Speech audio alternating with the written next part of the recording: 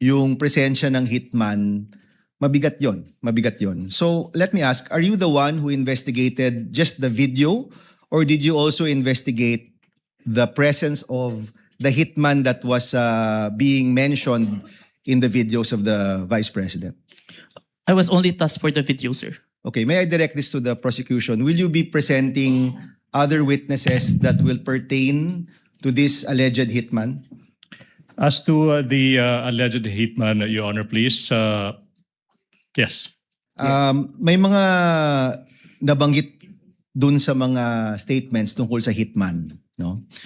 Sa totoo lang, yung presensya ng hitman, mabigat yon, mabigat yon. So let me ask, are you the one who investigated just the video or did you also investigate the presence of the hitman that was being mentioned in the videos of the Vice President?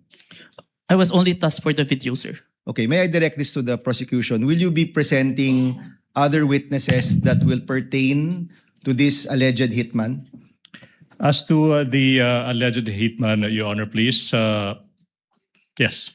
Yes. So kayo, Mr. Kalilong, hindi kayo nag-imbestiga niyan. Wala kayong alam tungkol dun sa presensya ng hitman. Yes, Your Honor. Okay.